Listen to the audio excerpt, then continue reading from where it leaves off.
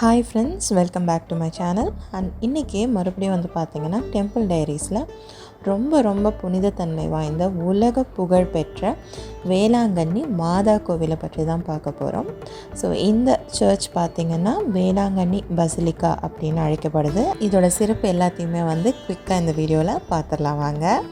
So இதுதான் வந்து பார்த்திங்கன்னா சர்ச்சோட மெயின் என்ட்ரன்ஸ்.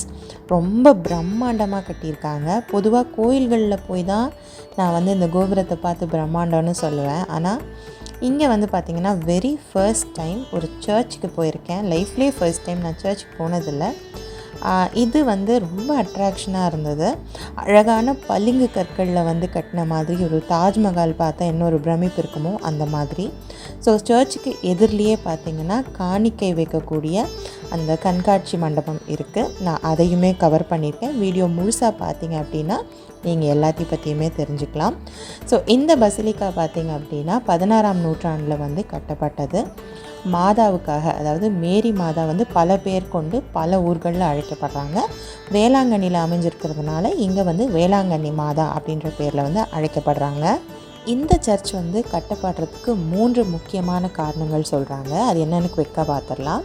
ஸோ முதல்ல வந்து பார்த்திங்கன்னா ஒரு கால் இல்லாத சிறுவனுக்கு வந்து கால் வர வச்சது.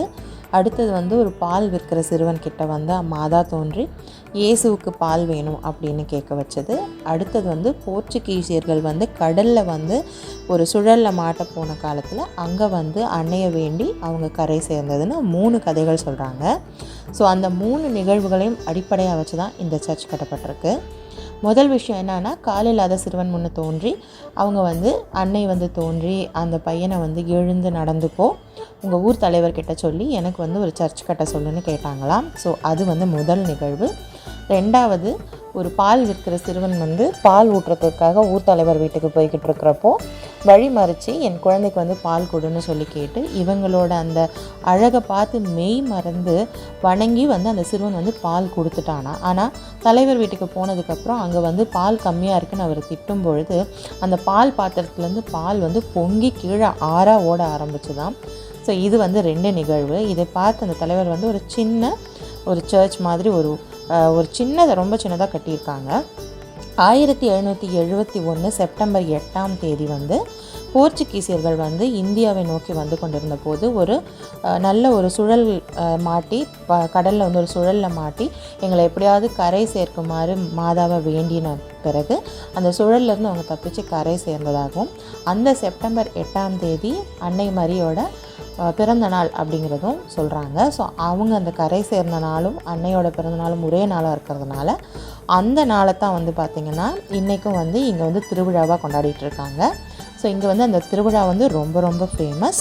ஸோ நாம் பார்த்ததே பேசிக்கிட்டே வந்து தாண்டி வந்துட்டோம் இல்லையா. ஸோ நம்ம வந்து இந்த சர்ச்சு உள்ளே வந்து மாதா ஸ்டாச்சு 2மே நான் காமிச்சிட்டேன். ஸோ இதுதான் உள்ள மெயினில் இருக்குது. இதை தாண்டி வந்து பார்த்திங்கன்னா வெளியில் வந்து மெழுகுவத்தி ஏற்றுகிற இடம் இருக்குது. மெழுகுவத்தி ஏற்றி நாங்களும் நல்லா மாதாவை வேண்டியாச்சு. ஸோ இதுதான் வந்து பார்த்திங்கன்னா நான் சொல்கிற அந்த கண்காட்சி மண்டபம். இந்த கண்காட்சி என்ன அப்படின்னு கேட்பீங்க. இது எல்லாமே பார்த்திங்கன்னா மாதாவை வேண்டி அவங்க வேண்டிய வரங்கள் நிறைவேறின பிறகு அவங்களுக்கு விருப்பமான அவங்க வேண்டிக்கிட்ட காணிக்கைகளை வந்து செலுத்தியிருக்காங்க. அதை வந்து அழகாக இவங்க வந்து ஃப்ரேம் பண்ணி இந்த மாதிரி கண்ணாடி பெட்டிகளில் டிஸ்பிளேக்காக வச்சுருக்காங்க. ஸோ எத்தனை விதமான வேண்டுதல்கள், எவ்வளோ காணிக்கைகள் இங்கே செலுத்தியிருக்காங்க பாருங்கள். பெரும்பாலும் பார்த்திங்கன்னா வீடு வேணும், படிப்பு வேணும், அட்மிஷன் வேணும், வேலை வேணும், வாழ்க்கையில் பிரச்சனைகள் தீரணும், நோய் தீரணும், குழந்தைங்களுக்கு நாய்க்குட்டிகளுக்கெலாம் கூட வேண்டி அதுக்கேற்ற மாதிரி நிறைய காணிக்கைகள் வந்து சப்மிட் பண்ணியிருக்காங்க. என் வீட்டுக்காருக்கு வந்து தெலுங்குல நிறைய பேருக்கு வந்து காணிக்கை செலுத்துறதெல்லாம் பார்த்து ரொம்ப சந்தோஷப்பட்டார். இவ்வளோ தெலுங்கு பீப்புள் வேளாங்கண்ணியை தேடி வராங்க அப்படின்றது. ஆக்சுவலாக பார்டர் ஆஃப் ஆந்திராவில் இருக்கிறவங்க வர்றது வந்து பெரிய விஷயம் கிடையாது. ஆனால் எங்களை மாதிரி வந்து 900 கிலோமீட்டர் தாண்டி வரணும் அப்படிங்கிறதெல்லாம் ரொம்ப பெரிய விஷயமா இருந்துச்சு. ஸோ இதெல்லாம் பார்த்து பிரமிச்சு போய் நானும் கூட ஒரு வேண்டுதல் வச்சுட்டு வந்தேன். அந்த வேண்டுதல் நிறைவேறுற பட்சத்தில் கண்டிப்பாக வந்து சில்வரில் வந்து ஒரு சிலுவை செஞ்சு போடுறேன் அப்படின்னு சொல்லி நான் வேண்டியிருக்கேன். வேண்டுதல் நிறைவேறணுன்ட்டு எனக்காக நீங்களும் ப்ரே பண்ணிக்கோங்க. கண்டிப்பாக வந்து இந்த சர்ச்சுக்கு வந்து ஒரு ஈர்ப்பு இருக்குங்க. ஏன்னா நான் பெருசாக நம்பிக்கையெல்லாம் இல்லாமல் ஜஸ்ட் பார்க்கணும் அப்படின்ற மாதிரி தான் போனேன். ஆனால் உள்ளே போனதும் என்னை மறந்து நானே வந்து வேண்ட ஆரம்பித்தேன். நானே விரும்பி மெழுகுவர்த்தி வாங்கி கொண்டு போய் ஏற்றினேன். ஸோ எல்லாமே வந்து எனக்கு ரொம்ப பிடிச்சிருந்தது. அந்த நாள் வந்து ரொம்ப வந்து நல்லபடியாக போச்சு. ஸோ சர்ச்சை பற்றி சொன்னதுக்கு அடுத்து பார்த்திங்கன்னா ஃபெசிலிட்டிஸ் வந்து இங்கே நிறைய பெரிய ஸ்பேஷியஸான கார் பார்க்கிங் கொடுத்துருக்காங்க. ஸோ இந்த மெயின் சர்ச் மட்டும் இல்லாமல் அடுத்து இன்னும் 2 சர்ச்சஸ் கூட இருக்குது சின்னது. அதையுமே வந்து முடிஞ்சால் போய் விசிட் பண்ணி பாருங்கள். ஸோ இதுதான் வந்து பார்த்திங்கன்னா வேளாங்கண்ணி சர்ச்சோட இந்த ஃபுல் vlog. ஸோ அன்னையை வந்து என் வீடியோ மூலமாக தரிசிச்சிருப்பீங்க. நீங்களும் வந்து கண்டிப்பாக வேண்டிக்கோங்க. மதங்களை தாண்டி இந்த நம்பிக்கை வந்து ரொம்ப ரொம்ப பெரிய விஷயம்.